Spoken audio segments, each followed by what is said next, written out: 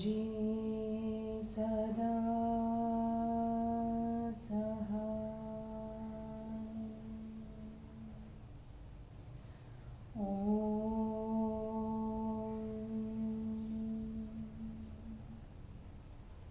नमः शिवाय।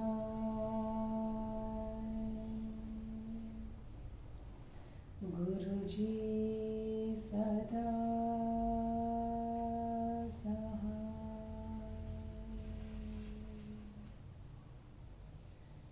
जय गुरुजी। अथ श्री वामन पुराणम् अथैक पंचशोऽध्याय। पुलत्स्य उवाच।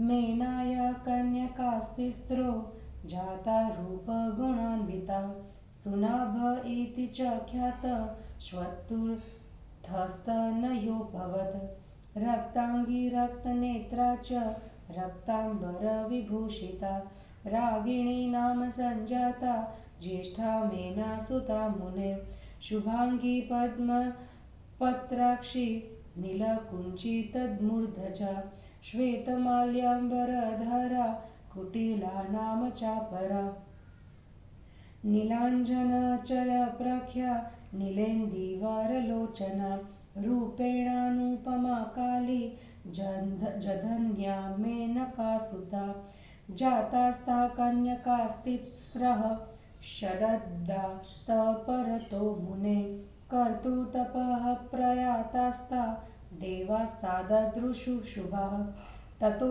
दिवाकरे सर्वे वसुर्विश्वतपस्विनी कुटिला ब्रह्मलोकं तु नीता शशिकरप्रभा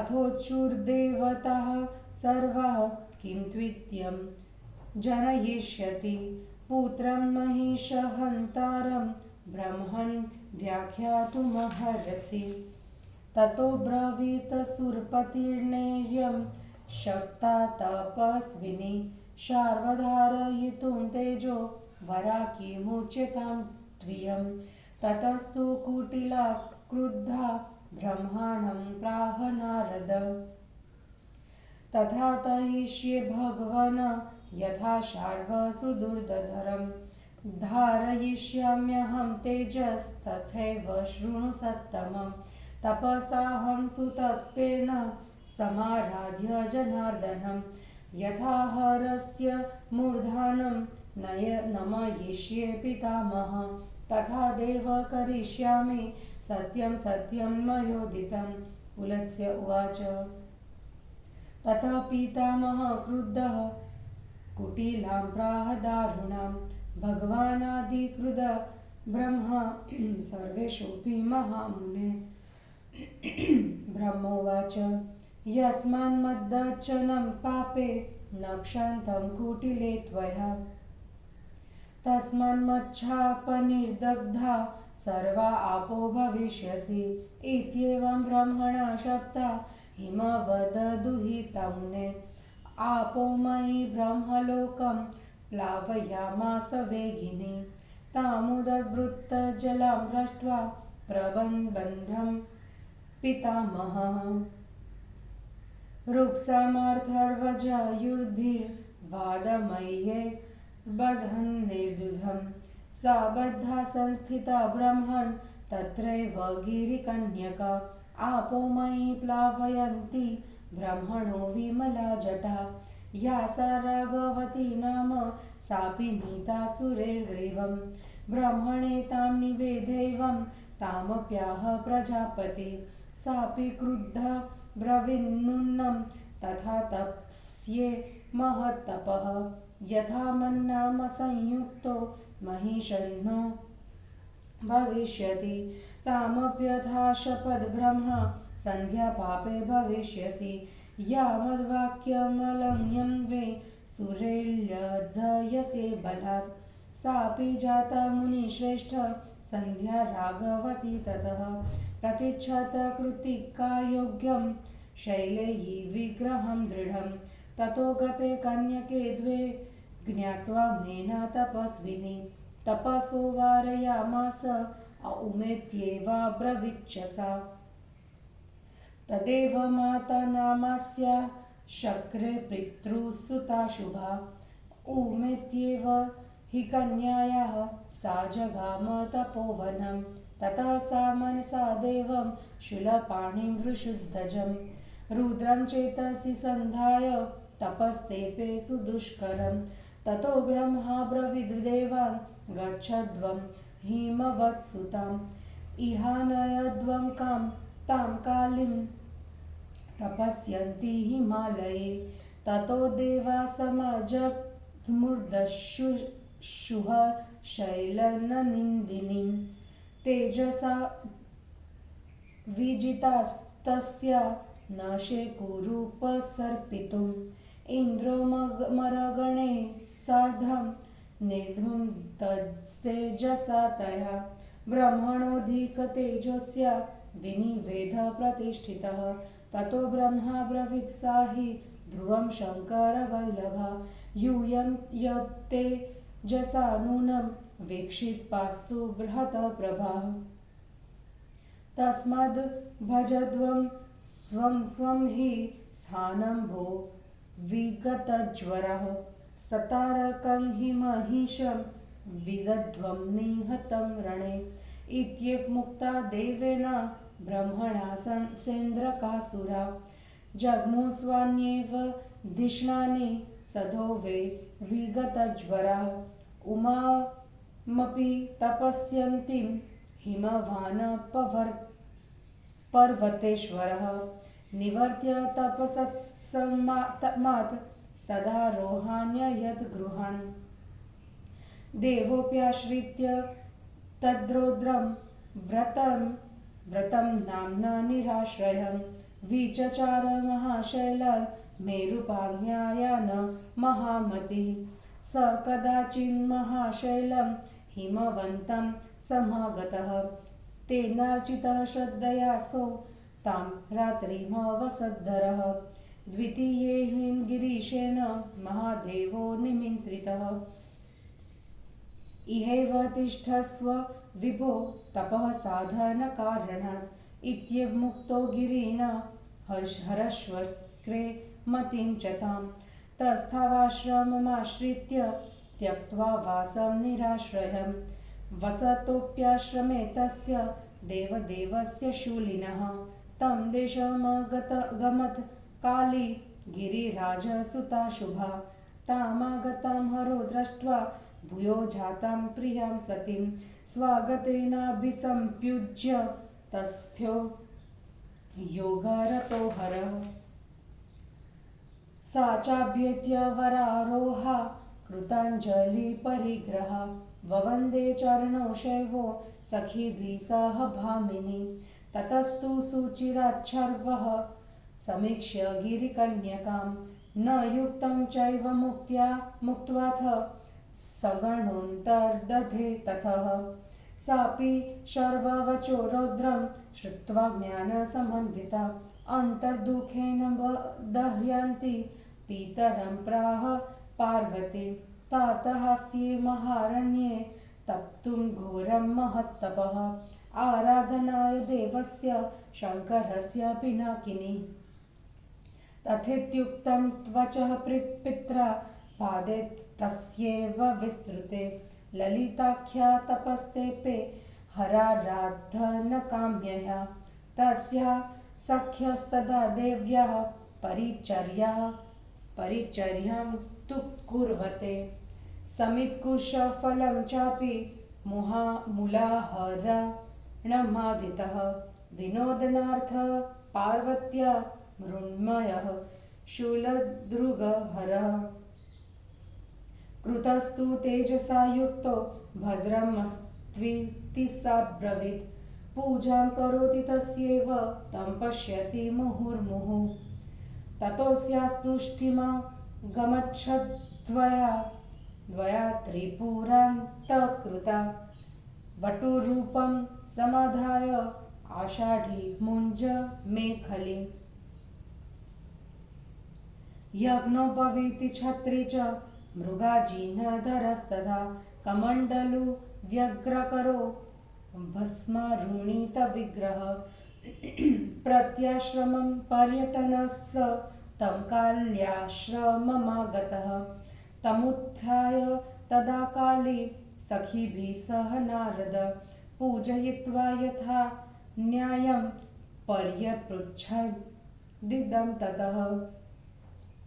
ओमुवाच कस्मादागम्यते भिक्षो कुत्र स्थाने तवाश्रमः क्व च त्वं प्रतिगन्तासि मम शीघ्रं निवेदय। भिक्षुरुवाच ममाश्रमपदं बाले वाराणस्यां शुचिव्रते अथातस्तीर्थयात्रायां गमिष्यामि पृथुदकं। देव्युवाच किं पुण्यं तत्र विप्रेन्द्र लब्धासि त्वं पृथुदके पथि स्नाने न च फलं केषु किं लब्धवानसि मया स्नानं प्रयागे तु कृतं प्रथममेव हि। भिक्षुरुवाच ततोऽथ तीर्थे कुम्भाम्रे जयन्ते चण्डिकेश्वरे बन्धुवृन्दे च कर्कन्धे तीर्थे कनखले तथा सरस्वत्यामग्निकुण्डे भद्रायां तु त्रिविष्ठपे कोनटे कोटितीर्थे च कुब्जले के च कृशोदरी निष्कामेन कृतं स्नानं ततोऽभ्याज्ञं तवाश्रमम् इहस्थां त्वां समाभाष्य गमिष्यामि पृथुदकं पृच्छामि यदहं त्वं वे तत्र न क्रोधधुमर्हसि अहं यत्तपसात्मानं शोषयामि कृशोदरी बाल्येऽपि संयततनुस्तत्तु श्लाघ्यं द्विजन्मनाम किमर्थ भवति रौद्रं प्रथमे वयसि स्थिता तपसमाश्रिता भीरु संशय प्रतिभाति मे प्रथमे वयसि स्त्रीणां सह भद्रा विलासिनी सुभोगा भोगिता काले व्रजन्ति स्थिरयौवने तपसा वाञ्छयन्तिह गिरिजे सचराचरा रूपाभिजनमैश्वर्य तच्च ते विदते बहु ततः किमर्थमपास्येत्तान् लङ्काराज्यन्ता धृता चिनाशकुं शुकं परित्यज्य किं त्वं वल्लधारिणी। पुलत्स्य उवाच ततस्तु तपसा वृद्धा देव्या सोमप्रभा सखी भिक्षवे कथयामास यथावत् सा हि नारद। सोमप्रभोवाच तपश्चर्या द्विजश्रेष्ठ्य पार्वत्या येन हेतुना तं शृणुष्व त्वियं काले हरं भर्तारमिच्छति। पुलत्स्य उवाच सोमप्रभाया वचनं श्रुत्वा संकम्प्य वे शिरः विहस्य च महाहासं भिक्षुराह वचस्त्विदम्। भिक्षुरुवाच वदामि ते पार्वती वाक्यमेवं केन प्रदत्ता तव बुद्धिरेष कथं करपल्लव कोमलस्ते समेष्यते शार्वकरं ससर्पं तथा दुकूलाम्बरशालिनी त्वं मृगारीचर्मा विवृतस्तु रुद्रः त्वं चन्द्रनाक्ता स च भस्मभूषितो न युक्तरूपं प्रतिभाति मे त्विदम्। पुलत्स्य उवाच एवं वादिनी विप्रेन्द्र पार्वती भिक्षुमब्रवीत् मामेवं वद भिक्षो त्वं हरः सर्वगुणाधिकः शिवो व्याप्यथवा भीमः सधानो निर्धनोऽपि वा अलकृतो वा देवेशस्था अस्थता वाप्यनलकृतः यादृशस्तादृशो वापि समेनाथो भविष्यति निवार्यतामयं भिक्षु विवक्षु स्फुरिताधरः न तथा निन्दकः पापी यथा शृण्व श्वशिप्रभे। पुलत्स्य उवाच इत्येवमुक्त्वा वरदा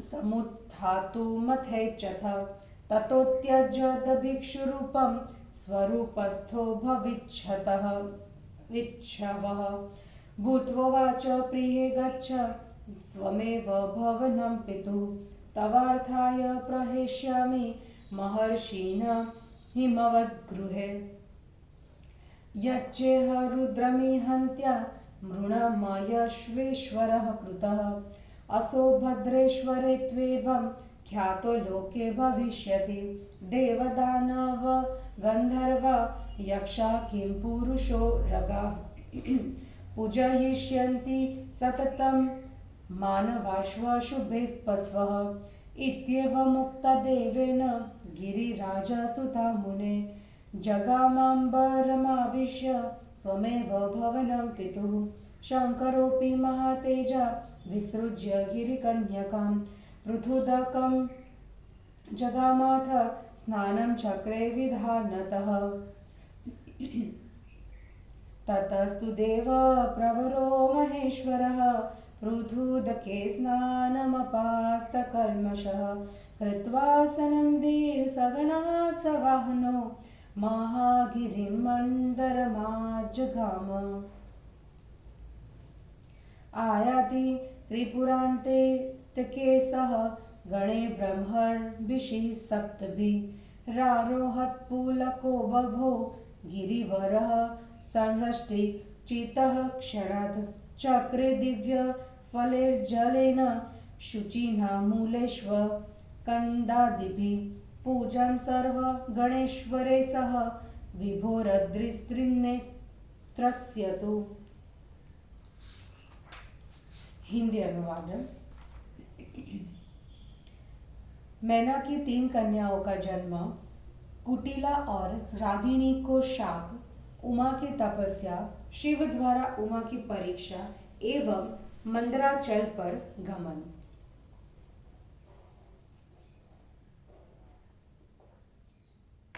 पुलत्स्य जी बोले, मैना को रूप और गुणों से संपन्न 3 कन्याएं उत्पन्न हुई और चौथा सुनाभ नाम से विख्यात पुत्र उत्पन्न हुआ। मुने, मैना की जेठी कन्या रागिनी नाम की थी, जो लाल अंडों तथा लाल आंखों वाली थी, लाल अंगों तथा लाल आंखों वाली थी। वह लाल वस्त्रों से सुशोभित रहती थी।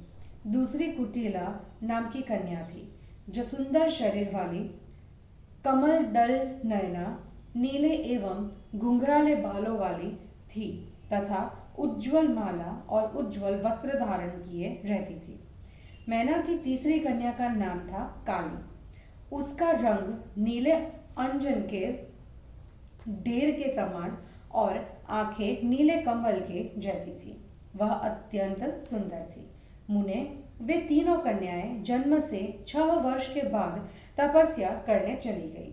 देवताओं ने उन सुंदरी कन्याओं को देखा, फिर आदित्य तथा वसुगण चंद्रमा की किरणों के समान कांति वाली तपस्विनी कुटिला को ब्रह्मलोक में ले गए। उसके बाद सभी देवताओं ने ब्रह्मा से कहा कि ब्रह्मन, आप बतलाइए कि क्या यह कन्या महिषासुर को मारने वाले पुत्र को जनेगी?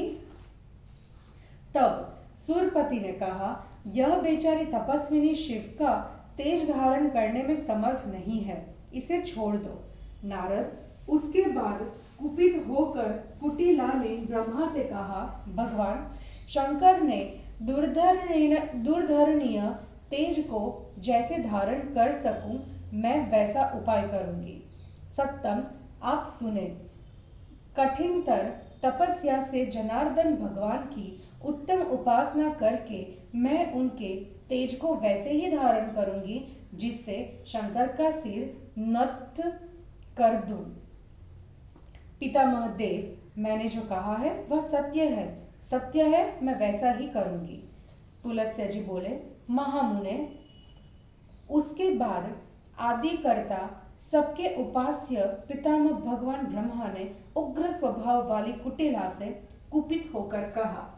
ब्रह्मा ने कहा, पापिनी कुटिले, जिस कारण तुमने मेरे वचन को सहन नहीं किया, उसी कारण मेरे शाप से तुम निर्दग्ध होकर पूर्णतः जलमयी हो जाओगी।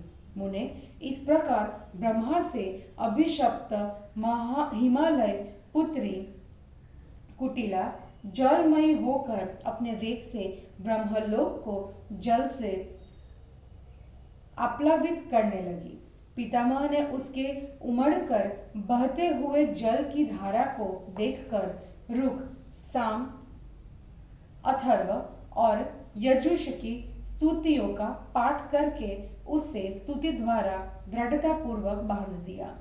ब्राह्मण जलमयी वह पर्वत पुत्री ब्रह्मा की विमल जटा को भिगोती हुई वही बद्ध हो गई। जो रागवती नाम वाली थी उसे भी देवतागण स्वर्ग में ले गए और उन्होंने ब्रह्मा को उसे समर्पित कर दिया। उससे भी ब्रह्मा ने उसी प्रकार कहा। उसने भी क्रुद्ध होकर कहा, मैं निश्चय ही ऐसी कठिन तपस्या करूंगी जिससे मेरे नाम से संबंध पुत्र महिष को मारने वाला होगा। ब्रह्मा ने उसे भी शाप दिया, पापे, देवों से भी अनुपेक्ष मेरे वचन को अहंकार वश न मानने से तुम संध्या हो जाओगी। मुनिश्रेष्ठ, उसके बाद वह शैलत नया राघवती भी संध्या हो गई और स्वस्थ शरीर धारण कर कृतिका योग की प्रतीक्षा करने लगी। इस प्रकार दो कन्याओं को चली गई जानकर तपस्विनी मैना ने तृतीय कन्या काली को तपस्या करने से रोका। उसने माँ ऐसा कहा, पितरों की पुत्री कल्याणीमयी माता मैना ने कन्या का वही दो अक्षरों से संयुक्त उमा यह नाम रखा। उमा भी तपोवन में चली गई। उसके बाद उसने मन में शूलपाणी वृषभध्वज रुद्र का ध्यान कर कठिन तपस्या की। फिर ब्रह्मा ने देवताओं से कहा, देवताओं, तुम लोग हिमालय पर तप करते हुए हिमालय की पुत्री काली के पास जाओ और उसे यहाँ लिवा लाओ। उसके बाद देवगण मतलब हिमालय पर आए और उन लोगों ने शैलनंदिनी को देखा, परंतु उसके तेज से व्यग्र व्याकुल हो जाने के कारण वे उसके निकट न जा सके। देवताओं के साथ इंद्र भी उसके तेज से कांतिहीन से हो गए। वे ब्रह्मा से उसके तेज का आधिक्य बतलाकर खड़े हो गए। उसके बाद ब्रह्मा ने कहा, वह निश्चय ही शंकर की पत्नी होगी, क्योंकि उसके तेज से तुम सब आकुल और प्रभाहीन हो गए हो।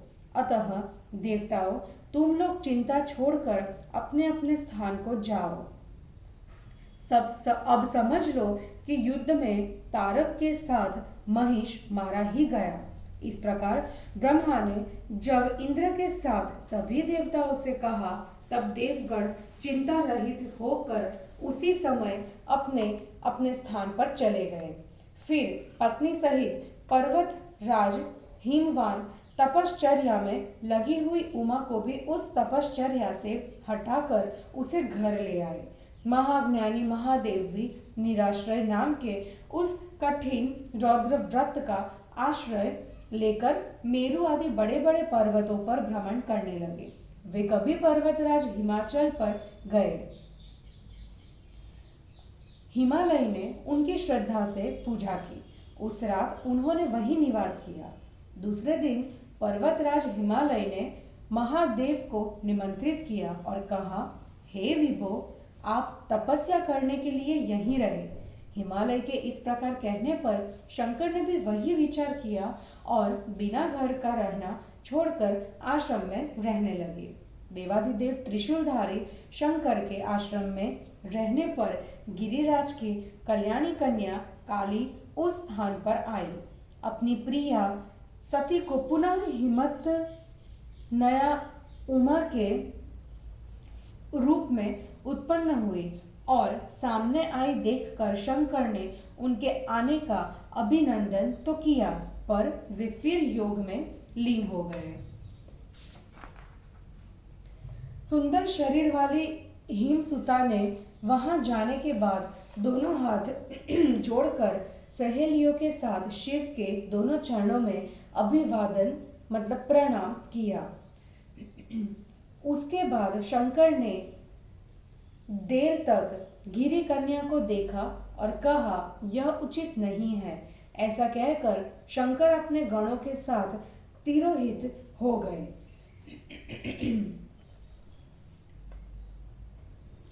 भय उत्पन्न करने वाले शंकर के वचन को सुनकर आंतरिक दुख से जलती हुई ज्ञानिनी उन पार्वती ने भी अपने पिता से कहा, तात, पिनाक धारण करने वाले शंकर देव की आराधना एवं उत्कट तथा महान तप करने के लिए मैं विशाल वन में जाऊंगी। पिता ने कहा, ठीक है। उसके बाद शंकर की आराधना की इच्छा से ललिता पार्वती उसी हिमालय पर्वत की विस्तृत तलहटी में तप करने लगी।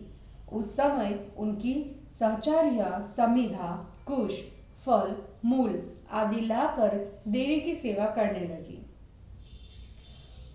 पार्वती के विनोद के लिए तेजस्वी त्रिशूलधारी शंकर की मिट्टी की मूर्ति बनाई। पार्वती ने भी कहा, सखियों, ठीक है।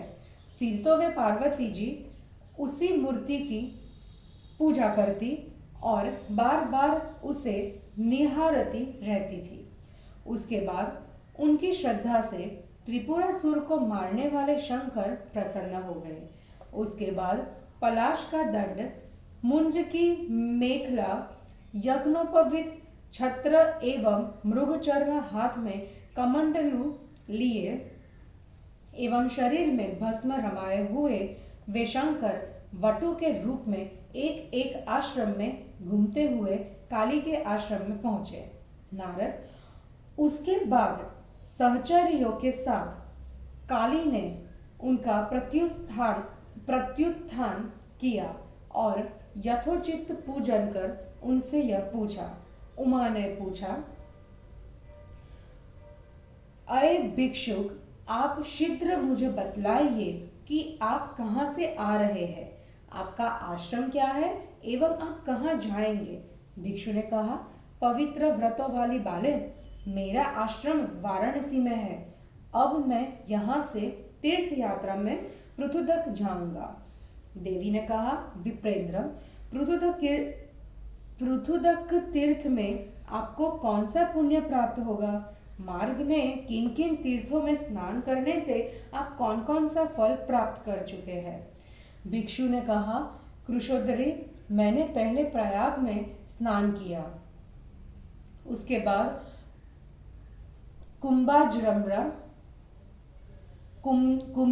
कुब्जाम्र, अयंत, चंडिकेश्वर, बंधुवृंद, करकंद, कनखल तीर्थ, सरस्वती, अग्निकुंड, भद्रा, त्रिविष्टप, कोनट, कोटि तीर्थ और कुंभज में निष्काम भाव से स्नान कर मैं तुम्हारे आश्रम में आया हूँ। यहाँ पर स्थित रहने वाली तुमसे वार्ता करने के बाद मैं पृथुदक तीर्थ में जाऊंगा। मैं तुमसे जो कुछ पूछता हूँ उस पर क्रोध न करना। कृशोदरी, मैं बचपन में भी शरीर को संयत कर तपस्या से जो अपने को सुखा रहा हूँ वह तो ब्राह्मणों के लिए प्रशंसनीय है, परंतु बीरू, तुम इस प्रथम अवस्था में ही क्यों उग्र तप कर रही हो? इसमें मुझे शंका हो रही है। अयि स्थिर यौवने, अयि विलासिनी, प्रथम अवस्था में स्त्रियां पति के साथ सुंदर भोगों का भोग करती है। पर्वत पुत्री, चर और अचर सभी प्राणी तपस्याओं से संसार में रूप, उत्तम कुल और संपत्ति चाहते हैं, सो तो तुम्हें अधिक से अधिक मात्रा में उपलब्ध है ही। फिर सौंदर्य साधनों को छोड़कर तुमने जटा क्यों धारण कर ली है? तुमने रेशमी वस्त्र छोड़कर वल्कल क्यों पहन लिया है? पुलत्स्य जी बोले, नारद, उसके बाद तपस्या में बढ़ी हुई पार्वती की सोम प्रथा नाम की सहचरी ने उन भिक्षु से वस्तु स्थिति थी कही। सोमप्रभा ने कहा, द्विज श्रेष्ठ, पार्वती जिस हेतु से तपस्या कर रही है उसे सुनिए। ये काली तपस्या के बल से शिव को अपना पति बनाना चाहती है। पुलत्स्य जी बोले, सोमप्रभा की बात सुनकर भिक्षु ने सिर हिलाते हुए बड़े जोर से हंसकर यह वचन कहा।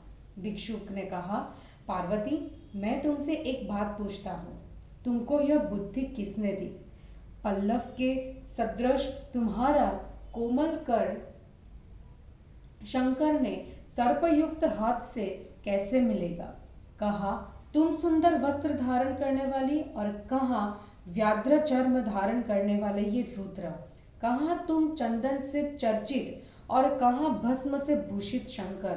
अतः मुझे यह मेल अनुरूप नहीं प्रतीत होता।